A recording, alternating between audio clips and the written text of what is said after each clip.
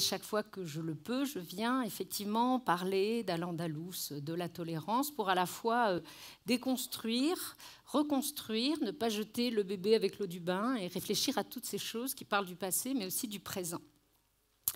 Donc une terre merveilleuse qui cultivait les sciences, dont le monde entier enviait la prospérité et la sagesse, une terre que dominaient des rois prestigieux qui régnaient sur un peuple éclairé, un paradis pourtant perdu, qui a disparu corps et biens, peut-être pour expier son orgueil, mais qui a donné naissance à un mythe qui continue de faire écho aujourd'hui.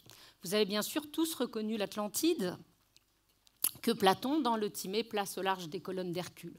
Mais cela peut tout à fait... Qu'est-ce qu'il y a, Yann? Pourquoi tu me fais des signes? Ah non, c'est bon.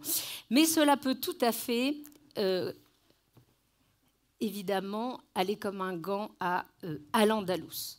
À l'Andalus, qu'on a longtemps appelé l'Espagne musulmane, qu'il est peut-être plus juste d'appeler l'Espagne islamique, dont les limites géographiques ont varié au cours d'une histoire toute médiévale. Une histoire médiévale qui a, et c'est assez rare, un début et une fin nettement identifiés. Le début, c'est 711, la conquête de la péninsule ibérique par les troupes islamiques. Et 1492, c'est la fin. C'est la fin de l'existence historique d'Al-Andalus lorsque la bannière de Saint-Jacques flotte sur la tour de l'Alhambra. Il n'empêche que cette seconde date ne signifie pas totalement la fin de toute l'histoire, puisque Al-Andalus, par-delà sa disparition, peut-être à cause même de sa disparition, a toujours suscité un sentiment extrêmement rare, celui de la nostalgie, a été l'occasion de réappropriation mémorielle, de projections, de fantasmes de toutes sortes, jusqu'à nos jours. Et c'est ce qu'avait si magnifiquement perçu Jacques Berck lorsqu'il appelait à, je le cite, « des Andalousies toujours recommencées », dont nous portons à la fois les décombres amoncelés et l'inlassable espérance. Cette espérance, mais aussi cette confusion des temps entre passé et présent, je l'aperçois un peu dans le titre que vous avez donné à ce banquet estival, « Demain la veille ». Je me suis longtemps interrogée, ça ne se dit pas « demain la veille », c'est plutôt l'assertion négative, ce n'est pas demain la veille. Mais malgré tout, même dans cette formule négative, l'espoir pointe. On pourrait se contenter de dire « ce n'est pas pour demain » ou « ce n'est pas demain que cela va arriver ». Mais on dit « ce n'est pas demain la veille ». Et la veille d'un événement, quel qu'il soit, est toujours le moment de l'espoir de ce qui n'est pas encore advenu. La veille, c'est une promesse. La veille, ce sont ces Andalousies toujours recommencées de Jacques Berck. Ce n'est pas l'histoire, en fait, qui recommence, hein, c'est l'espoir. Alors cette histoire, il faut pourtant la connaître, car elle est d'une incroyable richesse. Elle constitue le terreau de ce qui va prendre le relais, à savoir le mythe. Et je vais donc, dans un premier temps, retracer à gros traits cette histoire, dont vous avez peut-être, de manière un peu générale, les lignes. Mais il est important de reprendre cette histoire, parce qu'on ne va pas non plus disserter sur du vent. Et ensuite, j'envisagerai les projections, les interprétations actuelles que précisément cette histoire a suscité en expliquant, en explorant tout particulièrement, comme l'a dit Yann Potin tout à l'heure, la notion qu'on accole toujours à l'Andalus, la notion de tolérance. C'est des couples qui semblent absolument évidents. À l'Andalus, la tolérance. Et je m'en suis rendu compte lorsque, à l'occasion de vagues répétées d'attentats, des journalistes venaient nous chercher, nous spécialistes d'Al-Andalus, pour nous demander ce que nous pensions de l'islam, de la violence, de la tolérance. Alors je me demande quand un frappé évangéliste aux États-Unis d'extrême droite va tuer 30 personnes dans une ville, est-ce qu'on va aller interroger un spécialiste du christianisme médiéval, un spécialiste du concile de Latran pour qu'il essaye d'expliquer la portée d'un tel acte? Je ne pense pas. Mais on le fait pourtant avec l'islam parce qu'on le postule précisément qu'il n'a pas d'histoire. Et cette vision d'un islam sans histoire, c'est une vision que partagent tout à la fois les identitaires européens, mais aussi les salafistes, les fanatistes de toutes sortes, les, bien sûr, intégristes islamistes. Donc cette histoire, on va la reprendre et on va voir pourquoi, à quoi s'articule dans cette histoire cette utilisation du thème de tolérance. Alors, je vais vous faire un cours très rapide d'histoire, ne vous inquiétez pas, très très rapide. 711, conquête de la péninsule ibérique entre les mains des Wisigoths par les troupes islamiques. Et là, il faut évidemment décentrer le regard et considérer l'histoire de la constitution de l'Empire islamique, qui commence à la mort de Mohamed, qu'on va absolument arrêter d'appeler Mahomet, il s'appelle Mohamed, comme le voisin de palier. Et donc, en 632, mort de Mohamed, constitution pour des raisons éminemment politiques d'un empire califal. Et cet empire, en très peu de temps, moins d'un siècle, va s'étendre de l'Indus aux Pyrénées, avec la conquête progressive des grands empires de ce temps, notamment une large partie de l'empire byzantin et la totalité de l'empire perse sassanide. Et on passe en très peu de temps d'un un proto-État semi-tribal. Alors avec des collègues historiens, on avait trouvé un concept génial, on l'appelait l'État islamique, mais évidemment ça nous a été repris. Donc maintenant on n'a même plus le droit d'utiliser ce terme. Donc un État de l'islam, et ce qui est extrêmement important de comprendre, c'est un État dans lequel les musulmans ne sont pas majoritaires à partir des conquêtes. Alors s'il y a peut-être un seul point qu'il faut retenir, c'est que les conquêtes islamiques ne sont jamais des guerres de conversion. Ce sont des guerres de domination politique, et on remplace ensuite le butin par l'impôt, et donc des guerres également de domination économique. Mais ce ne sont pas des guerres de conversion.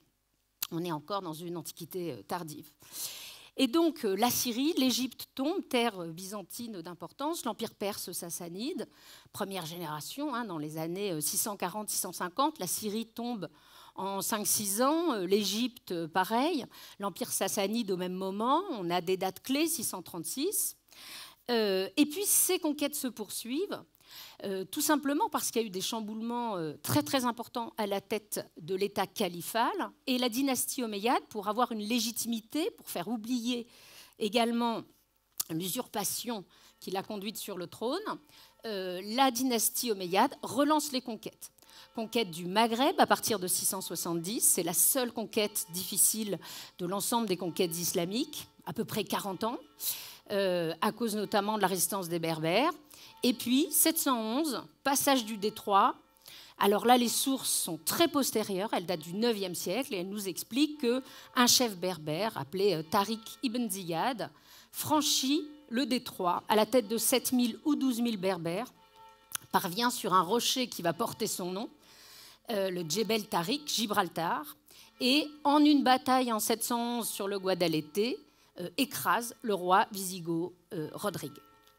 Pour une raison qui nous échappe totalement, cette terre conquise va être renommée, c'est-à-dire elle va être nommée à nouveau. On lui donne un nouveau nom, dans une sorte de révolution symbolique, c'est assez étonnant, et elle est nommée Al-Andalus. En tout cas, dans les sources du IXe siècle et du Xe siècle, c'est ainsi qu'elle apparaît, et on a un dinar qui date de 716, très peu de temps après la conquête, et qui porte ce terme d'Al-Andalus. Alors les grands géographes arabes du Xe siècle disent que le mot vient des Vandales. C'est assez peu probable selon les linguistes, mais bon, visiblement, cette terre a un nouveau nom, d'Hispania, elle devient Al-Andalus. Comme vous le savez, ces armées islamiques poursuivent vers la Septimanie, vers l'Aquitaine, et puis refluent à partir de la victoire carolingienne en 732. Narbonne est reprise en 759, et pour les gens du Sud, les Francs et les Arabes, c'est la peste et le choléra, c'est à peu près pareil. Et puis, reflux de l'autre côté des Pyrénées, en même temps qu'il y a une seconde naissance tout à fait symbolique d'Al-Andalus, c'est l'arrivée en 756 d'un prince de la dynastie omeyyade. Alors la dynastie omeyyade est la grande dynastie califale qui appartient à la tribu du prophète, qui règne sur l'Empire depuis sa capitale de Damas entre 661 et 750, et elle est renversée en 750 par la dynastie des Abbassides, qui va régner, elle, jusqu'en 1258.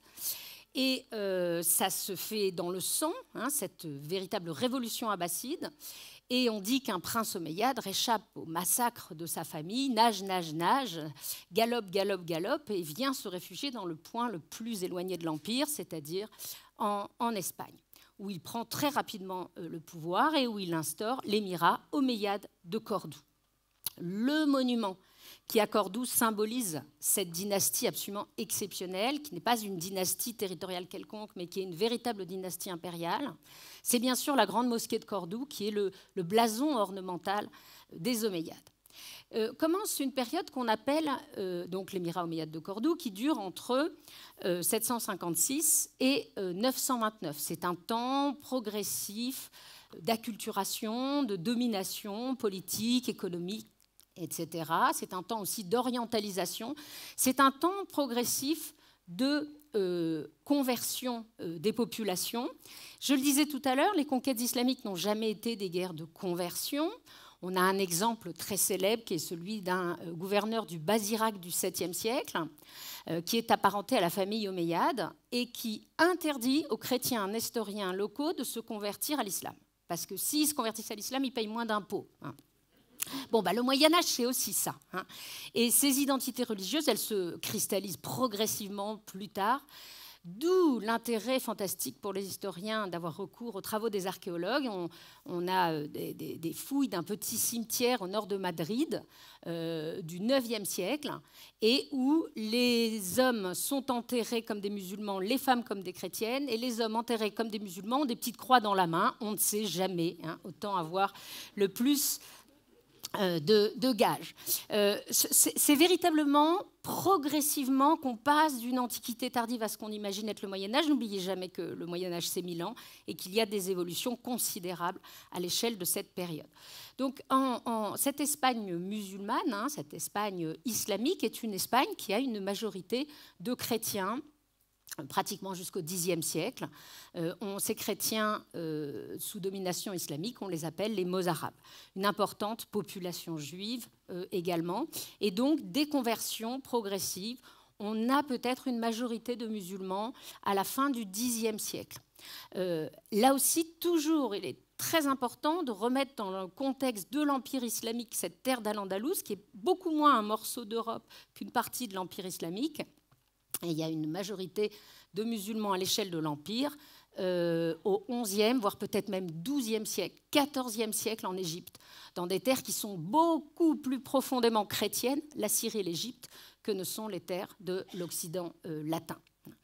Et donc, cette société du temps de l'émirat, elle est progressivement documentée à partir des sources des 9e et 10e siècles.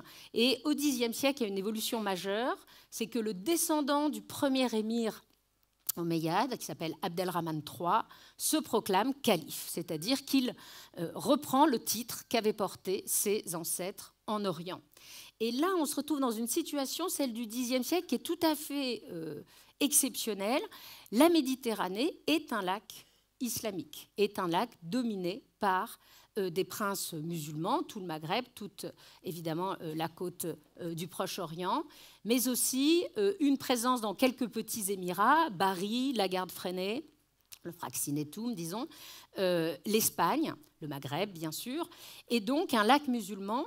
Bien des siècles plus tard, le grand historien Ibn Khaldoun dira, qui est donc du XIVe siècle, qu'au Xe siècle, les chrétiens ne pouvaient pas même faire flotter un morceau de bois sans demander l'autorisation des musulmans. Car de fait, l'Empire carolingien n'a pas de flotte. L'Empire carolingien, qui d'ailleurs n'existe plus à cette époque, mais même les États post-carolingiens, aucun n'est plus puissant que ce califat omeyyade de Cordoue. Quand on voit aujourd'hui Cordoue, qui est une petite ville assoupie, au Xe siècle, c'est 250 000 habitants. C'est Paris, je ne sais pas, 10 000 peut-être en comptant les bestiaux, je ne sais pas. Mais ça n'a rien à voir en termes d'équivalence. On est là vraiment dans des centres urbains tels que le Fur, Rome, Constantinople, ou bien sûr Bagdad, 750 000 habitants à peu près à la même époque. Donc puissance du califat omeyyade de Cordoue, là aussi, constitution d'une ville palatiale, Madinat az-Zahra, à côté de Cordoue. C'est un moment de très grande rivalité avec le califat fatimide, qui a été proclamé au Maghreb, et qui ensuite va fonder cette fantastique capitale qu'est le Caire, à partir de la deuxième moitié du Xe siècle.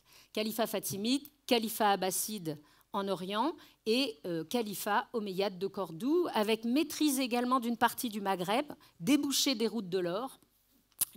La plupart des mines d'or de l'Antiquité ont été épuisées à la fin de l'Antiquité. Il faut chercher de l'or ailleurs.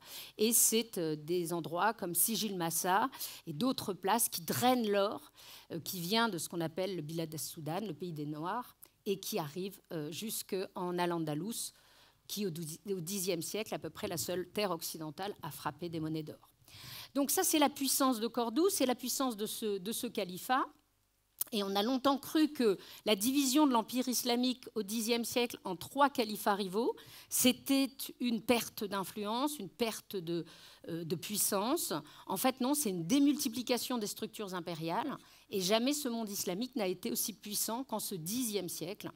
Et voilà. Alors ça se termine mal, le califat de Cordoue, puisque dès 1031, c'est terminé. Il y a un siècle assez obscur qui est le XIe siècle, avec des petites principautés.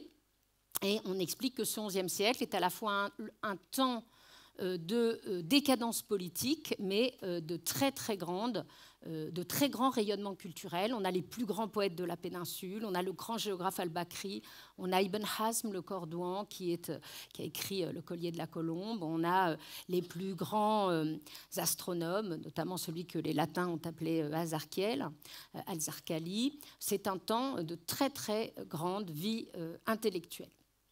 Un temps de transition qui occupe tout le XIe siècle.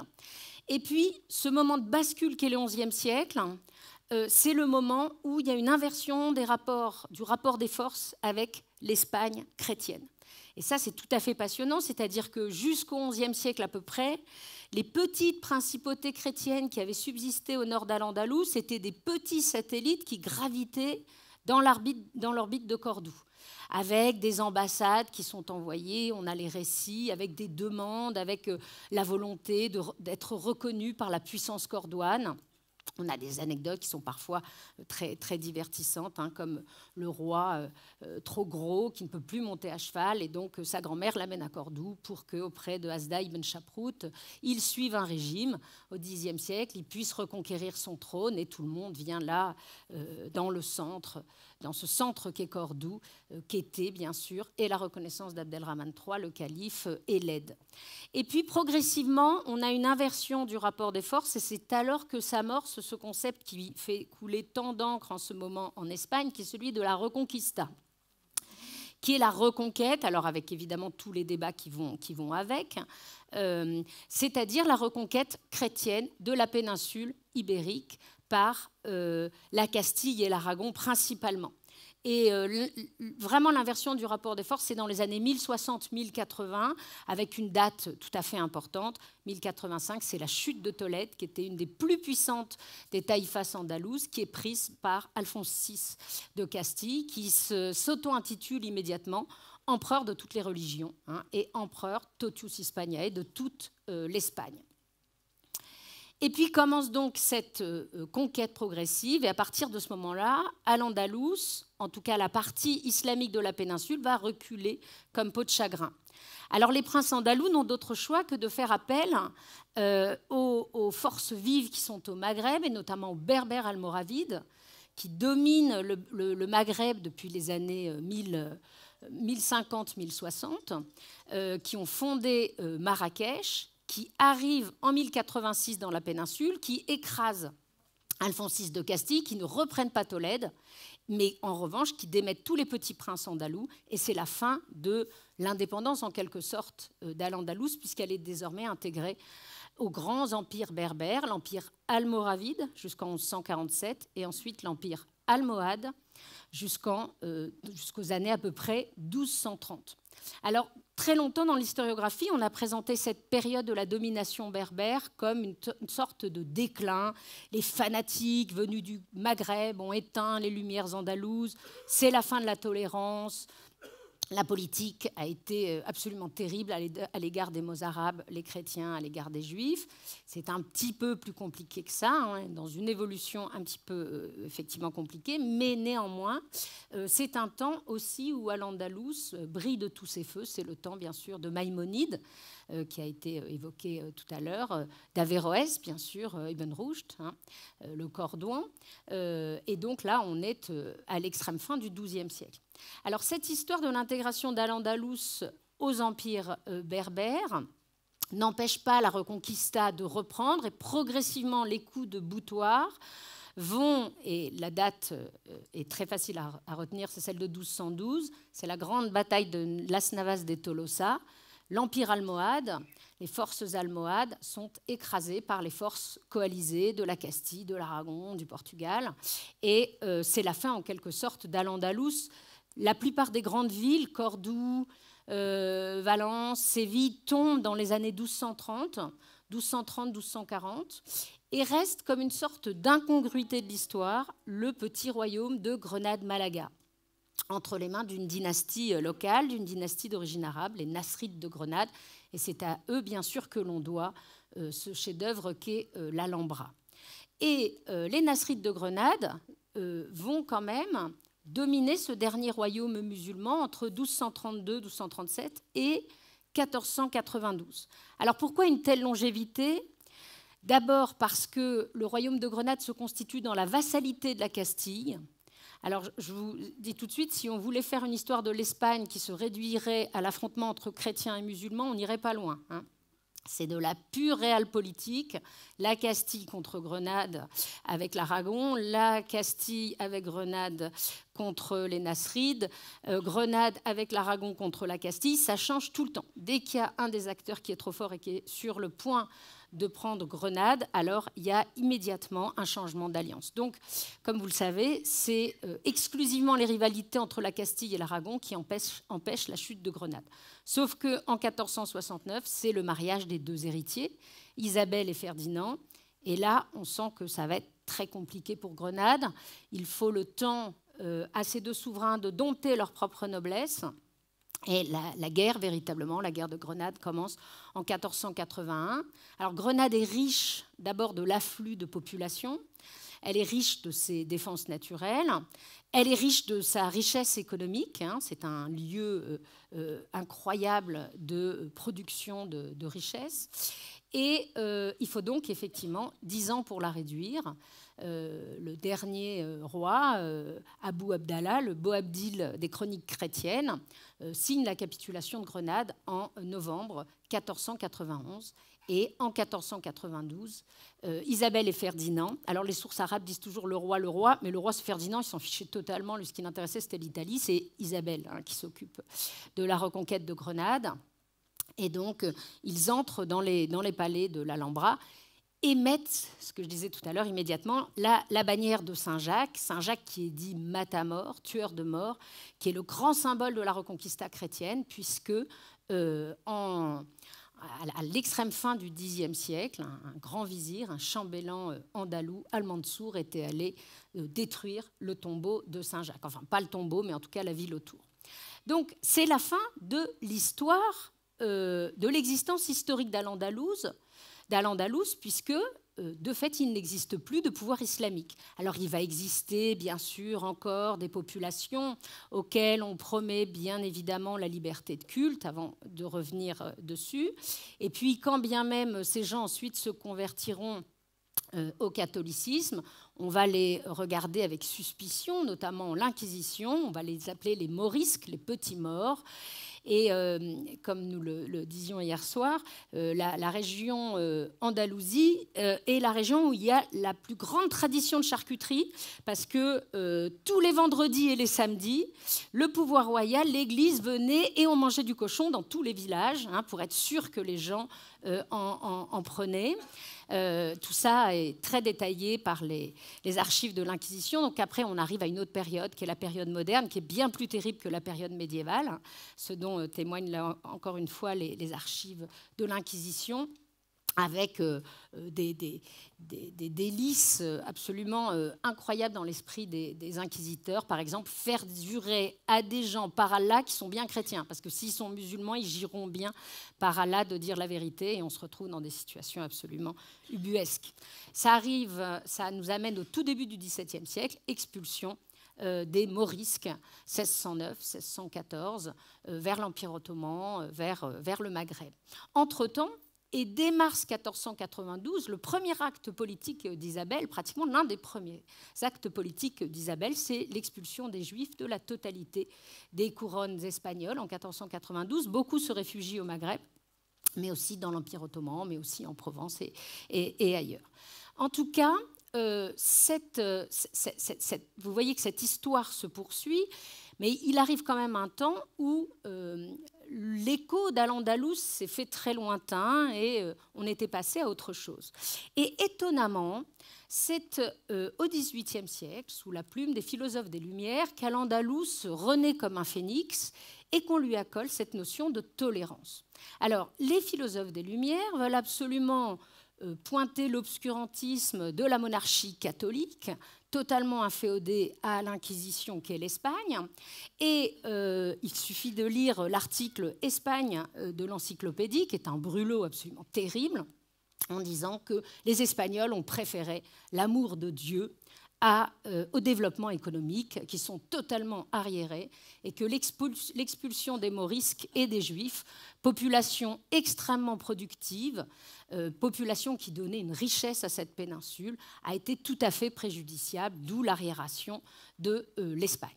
Donc c'est la première fois que le terme d'Al-Andalus renaît, mais il s'agit bien sûr là de fustiger l'Espagne catholique.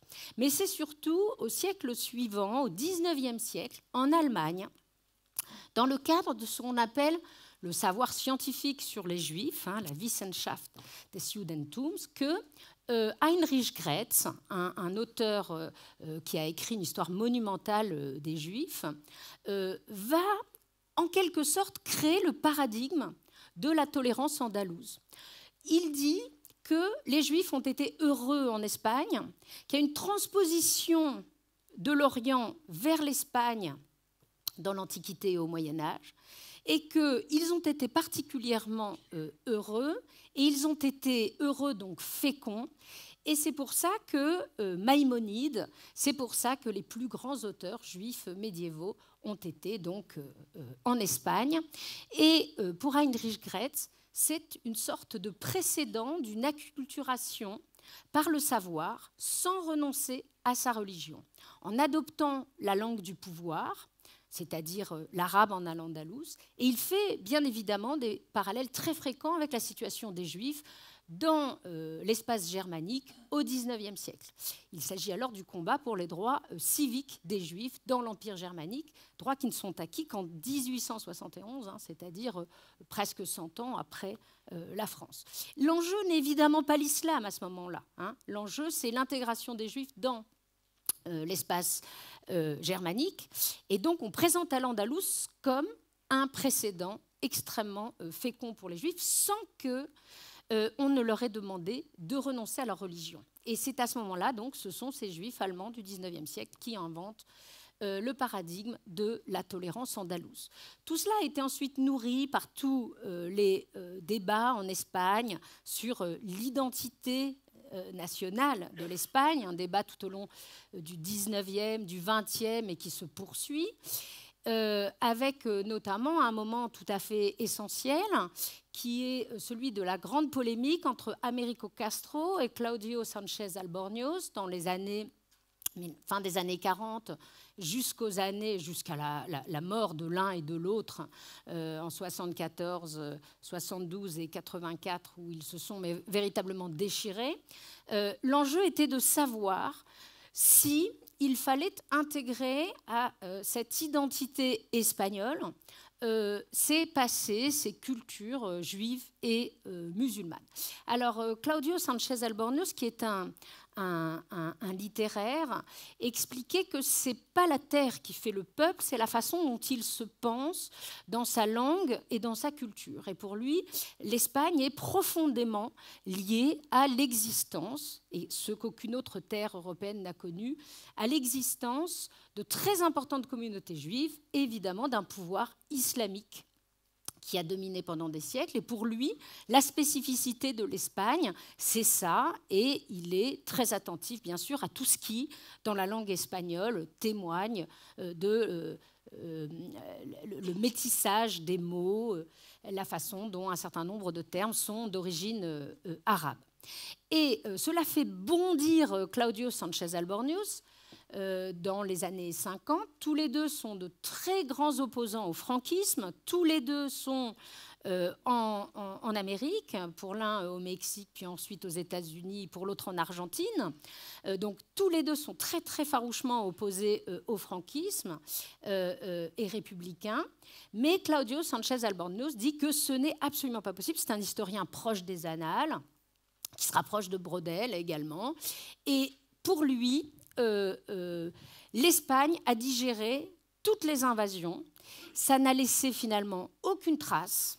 Et les quelques traces qui ont pu quand même être imprimées ont plutôt handicapé l'Espagne. Donc, étonnamment, cet historien proche des annales est celui qui a les pages les plus dures, par exemple, sur les Juifs, en disant que finalement l'Espagne aurait peut-être dû les expulser plus tôt, comme l'avait fait l'Angleterre, qui a pu, à ce moment-là, recouvrir le pouvoir anglais, sa domination sur les opérations financières, que la couronne britannique avait bien fait d'expulser très tôt les Juifs. Donc c'est assez surprenant de lire ça dans les années 50. Et Claudio Sánchez Albornoz est vraiment à cet égard celui qui, faisant l'histoire d'un peuple espagnol, montre que les élites trahissent tout le temps, mais que la terre ne ment pas, etc. Et autres fariboles qu'on retrouve jusqu'à aujourd'hui sous la plume d'Onfray ou ce genre de choses. Cette notion-là, progressivement, c'est-à-dire que fait-on de ce passé juif et islamique? Étonnamment, il est ensuite dépassionné après l'intégration de l'Espagne dans l'Union européenne, dans la CE, mais le motif, en quelque sorte, rebondit, et étonnamment, c'est aux États-Unis, où on passe de l'Espagne des trois religions à l'espace des trois cultures. Et la grande prêtresse de cette interprétation, c'est une professeure d'origine cubaine de Yale, Maria Rosa Menocal, qui écrit The Ornament of the World, l'Andalousie arabe, une culture de la tolérance. On est en 2002. Alors, elle commence ses travaux dès les années 80. Et dans son ouvrage, elle explique que en se promenant à Brooklyn et en voyant l'architecture mauresque des synagogues, elle a compris que quelque chose s'était joué en Espagne. Et donc, elle fait tout un livre qui est très, très largement une approximation historique, où elle dépouille en quelque sorte tout ce qui fait des Juifs et des musulmans du Moyen-Âge, justement ce qui font qu'ils sont juifs et musulmans, pour une espèce d'hypothétique identité exclusivement culturelle. On a l'impression que les gens jouent du luth, main dans la main, mangeant des loukoums sous les orangers de Cordoue. Et donc elle passe sous silence des pans entiers de la littérature andalouse, des pans entiers des responsas des rabbins, des fatwas des juristes, pour faire une identité complètement... Enfin, c'est une totale utopie qu'elle invente. Et pour elle, ça s'arrête net quand arrivent les méchants berbères, c'est-à-dire les Almoravides, à partir de la fin du XIe siècle.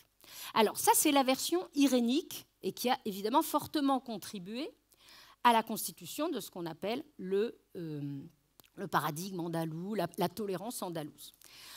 En réponse à ça, s'est constitué le discours, alors tout à fait contraire, que j'appelle celui des chevaliers blancs, des pourfendeurs du mythe, qui arrivent et qui disent « mais pas du tout, il n'y a jamais eu de tolérance andalouse ». Alors, oui, c'est évident, il n'y a pas eu de tolérance andalouse pour une bonne et simple raison que le concept de tolérance est un concept qui est né dans la modernité. C'est un concept qui est médiéval, qui n'est pas du tout médiéval, qui est moderne. On tolère, et les premiers édits de tolérance en 1562, c'est on tolère les protestants. On a essayé de tous les tuer à la Saint-Barthélemy, ça ne marche pas. Bon. Et donc, il faut tolérer ce qu'on ne peut éradiquer. Et on peut être de mauvais sujets religieux, mais de bons sujets politiques. Et la paix du prince nécessite qu'on intègre une partie de ces populations au corps politique. Donc c'est un concept qui est né de la modernité, des guerres de religion, qui a un sens positif à partir de Locke, au XVIIe siècle. Ce sens positif est absolument, on l'a vu, accentué au XVIIIe siècle, où on en fait le concept que nous définissons aujourd'hui, celui d'acceptation de l'autre dans une forme d'égalité. Mais rien ne peut être plus étranger au Moyen-Âge que cette notion où précisément l'égalité n'est pas du tout une valeur.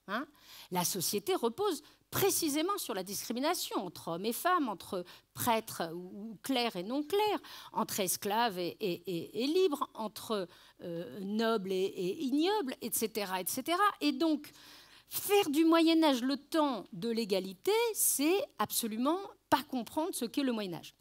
Donc la réponse est très claire, la tolérance n'a évidemment pas existé en Al-Andalus au Moyen-Âge, elle n'a jamais existé au Moyen-Âge.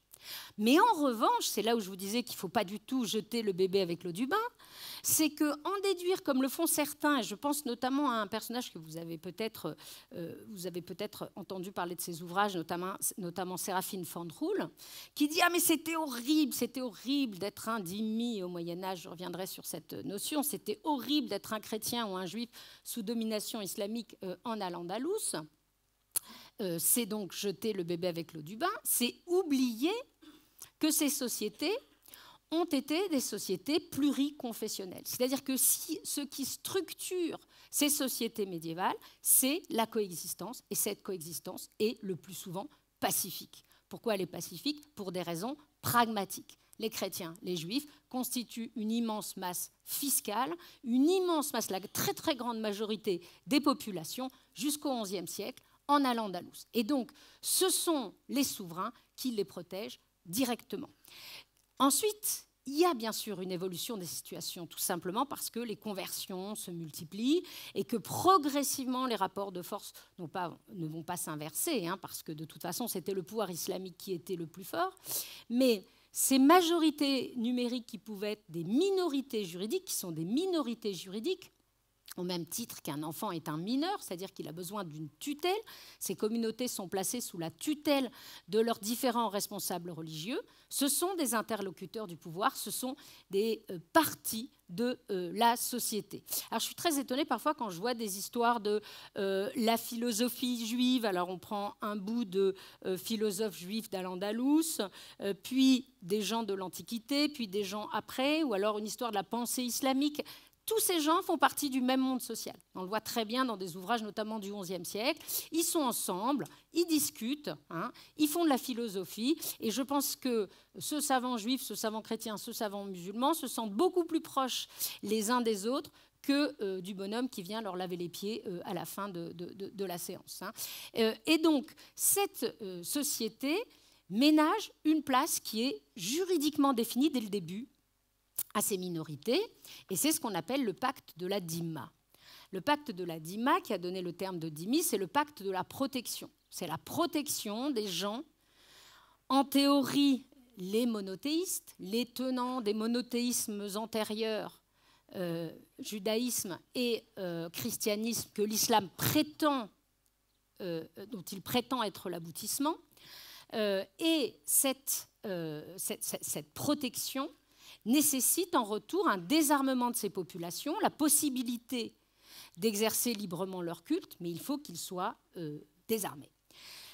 Et on interdit le prosélytisme, etc. Alors, il existe un document qui est un faux, que les pourfendeurs du mythe brandissent tout le temps, qui est le fameux pacte de Omar. Le pacte de Omar, c'est censé être un document qui aurait été accordé en 638 à Jérusalem par le deuxième calife de l'islam, Omar, aux populations, accordant donc la protection, moyennant le désarmement, le paiement d'un impôt recognitif, la jizya, et le fait d'avoir des signes distinctifs. Alors, faire porter à des populations des signes distinctifs en 638 à Jérusalem, c'est complètement absurde, puisque c'est 99,9% de la population. Donc, ce sont plutôt les conquérants qui, eux, sont habillés autrement. Et ce dont on se rend compte, c'est que toute cette norme juridique islamique, mais du pouvoir de l'islam, elle a été progressivement élaborée, au moins jusqu'au XIIe siècle, et que la norme, c'est la discrimination, ça c'est normal au Moyen-Âge, mais aussi la protection. L'autre est un chien d'infidèle, mais on le protège. C'est ça, le Moyen-Âge. Mais précisément, on vit à côté. Ça fait partie de la même société.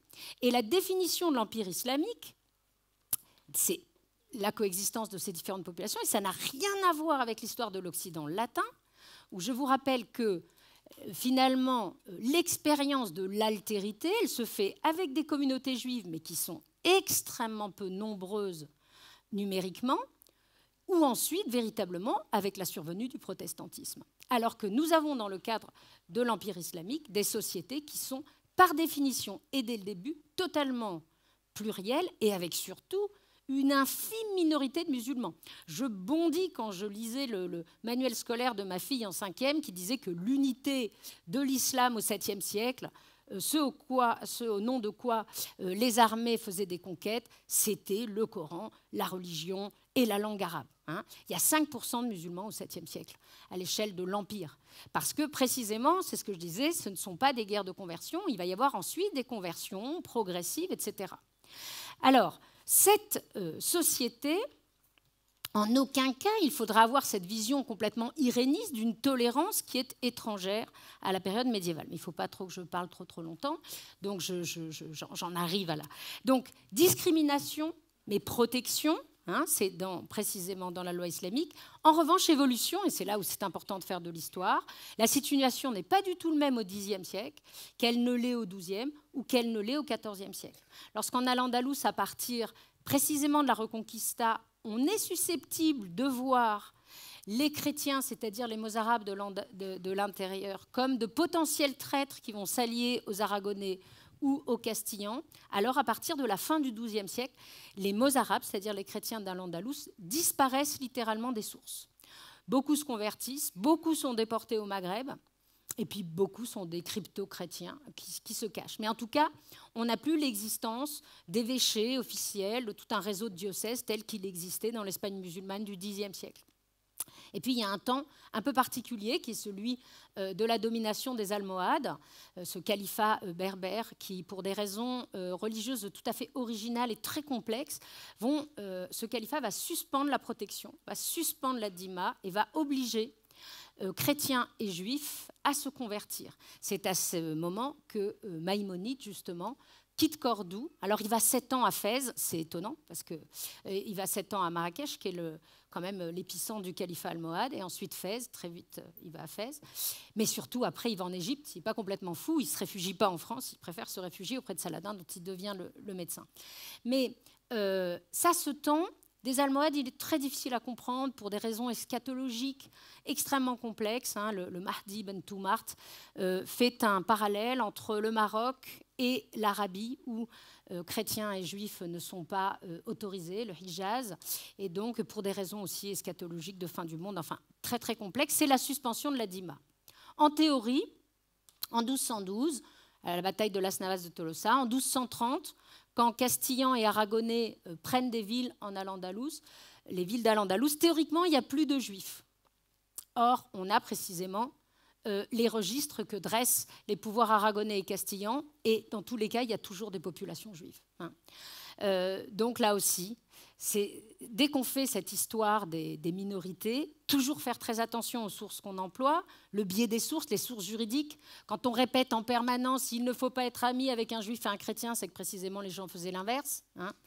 c'est ce que je dis toujours à mes étudiants, ça les fait beaucoup rire, si on suit la loi, personne en France ne fume du cannabis, on est bien d'accord. Hein. Bon. Et toutes sortes de choses. Donc ce biais-là, il est important précisément de remettre ces textes dans des contextes historiques.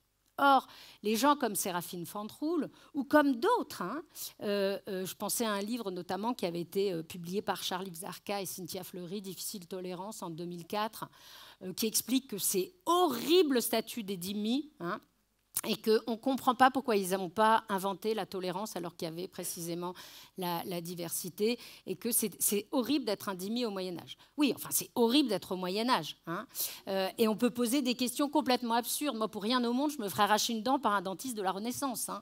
Je veux pas.